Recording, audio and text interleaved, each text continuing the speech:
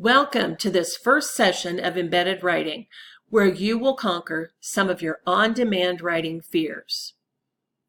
In this series, you will participate in 4 sessions, interacting with short videos and independently or collaboratively completing the valuable tasks that accompany each of the videos.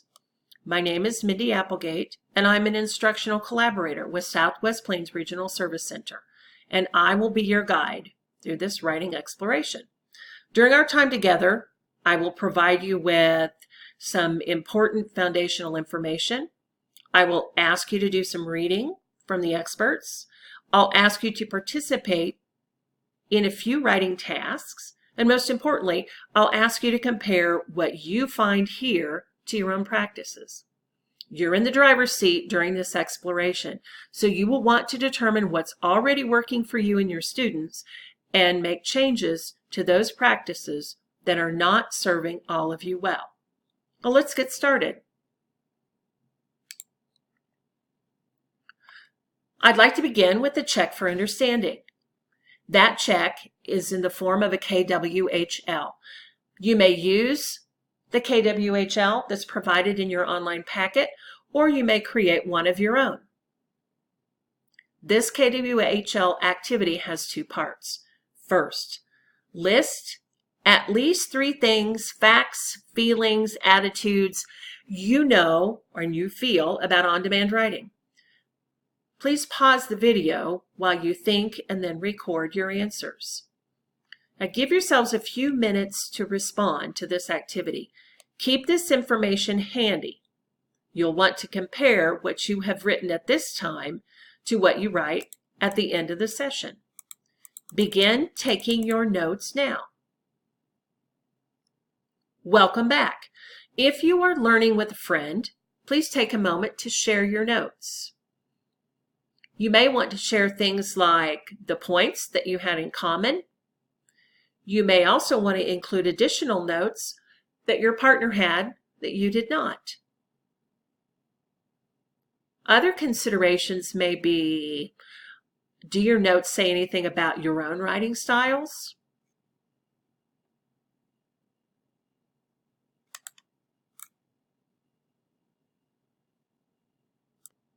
And preferences? About your writing assignments?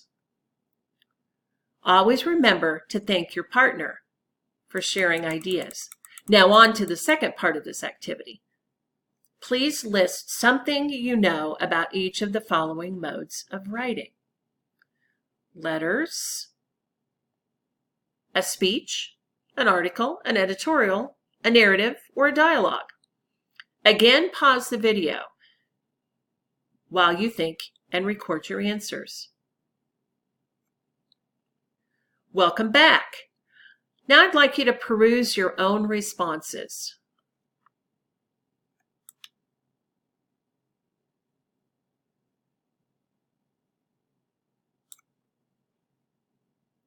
I'm just wondering how your responses compare to what your students might currently write. I'm guessing that you're wishing you would find more responses like the ones you wrote when you examine your students' writing.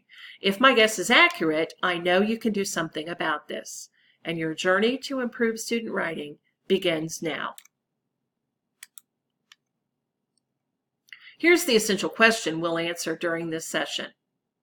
What are the essential components of on-demand writing prompts? In other words, as teachers, we need to not only provide students with these components in the prompt, but we also must make sure that students grasp this essential nature of each component. The response is not complete without addressing each component. We will learn how to help students use these components to create effective written responses. Later in the session, you will be asked to examine the prompts you provide for your students in terms of the inclusion of these essential components. Let's take just a moment to quickly define on-demand writing.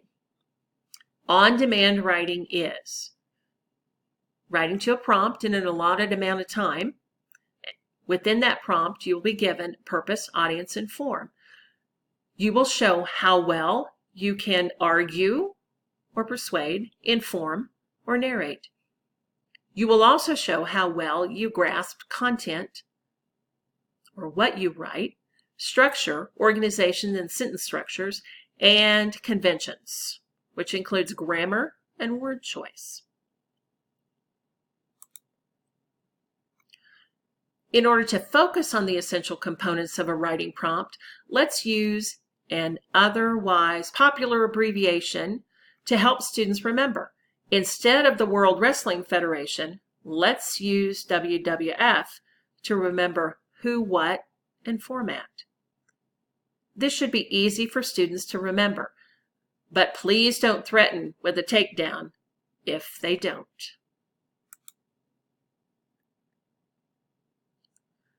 WWF is an abbreviation that helps you identify what you're being asked to do.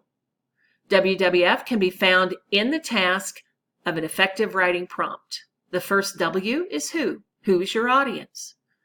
The second W is what. What is the purpose for writing? And the F is for format. What format or genre are you writing?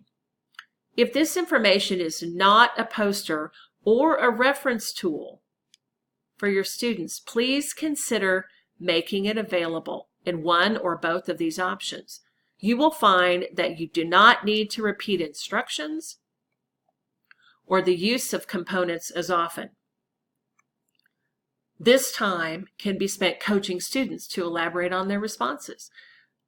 Now let's take a look at the first essential component, audience, or the who in WWF.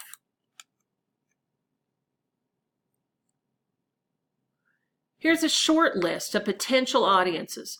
Most importantly, I encourage you to keep yourself, the teacher, off the list. This action is liberating. Now you can coach young novice writers as they address their audience's needs. Students often conclude very quickly that you're already an expert on any topic. This creates a dilemma for both them and for you.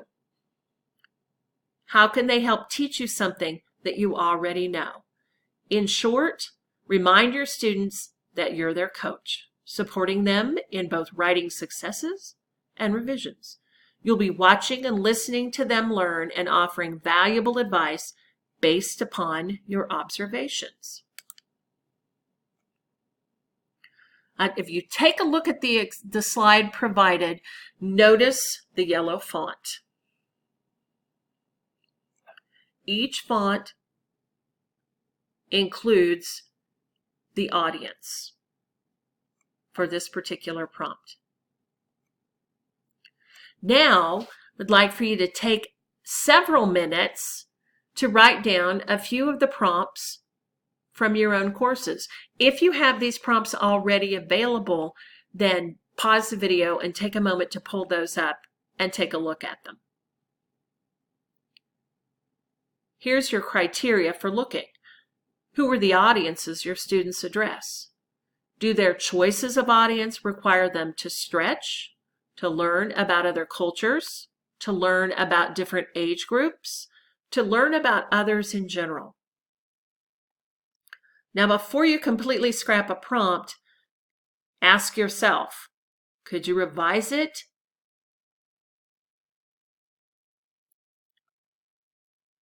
Now, your task for this piece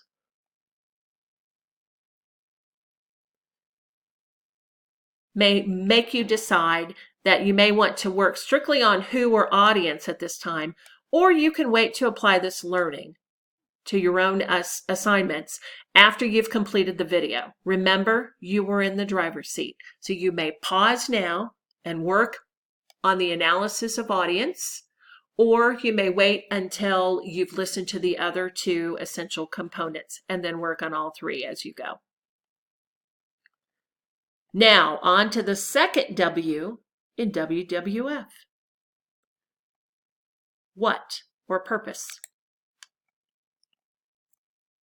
Purpose includes, what are you writing to do? The purpose will be given to you in the writing prompt. It definitely should be. We'll want to look to make sure that it does. Historically, writing has been created to inform, persuade, or to entertain, or any combination of the three. But based upon our current standards, the language has changed just a little bit, and so the tasks come out looking something like what you see on the slide. The essence of our writing purports one of the following. Overall, creating an argument or an opinion, intending to inform an audience, or intending to narrate a series of events, and quite often that it may be to persuade or to inform them.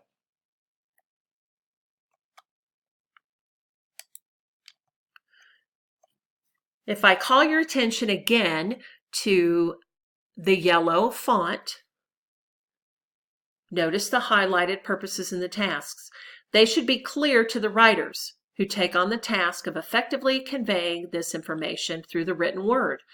From my own experience, if I'm not sure what the prompt is asking me to do, I have little or no confidence in my ability to address it. And now, for the F in format for WWF. What format is your writing? That writing should be given to you in the writing tasks. Then you have an example here that looks very similar to what students might see even on standardized tests. Examples of how that format will look. Note where the format for each prompt is located. Remember, you're looking for the yellow font. Think about why it might be helpful to include this at the beginning of the prompt. Take a look at the writing prompts that you provide for your students. Where's the format located? Do some of your prompts seem to get better responses? When you analyze them using WWF, do you find that one or more components is not completely clear or might even be missing? If so, schedule time to revise these prompts using this quick and easy approach. For a final check, let's analyze this situation using WWF. Pause the video as you look for each component. Can you find the who or the audience in the task? Can you find the what or the purpose in the task? And finally, can you find the F for format? Welcome back. That's right, the audience is that new 10th grade student who recently moved to your district. The purpose is to inform him about the extracurricular activities he could participate here at his new school. And then the format is an email sent directly to this new student. We're going to finish this session with our original Bellringer, that KWHL. First, revisit the items included at the beginning of our session. Now please pause the video while you confirm your responses and jot down additional information you've learned about on-demand writing. Give yourself a few minutes to respond. Again, keep this information handy. You may want to use it for our journey through the next 3 sessions. Pause now to complete this part of the Bellringer. Welcome back. Now on to the second part of this activity. Please make a note of how you are currently using these particular modes of writing and how they may help students to create more authentic on-demand tasks. Once again, are you convinced that you have enough tasks to meet the learning needs of your students? Can they explain to others why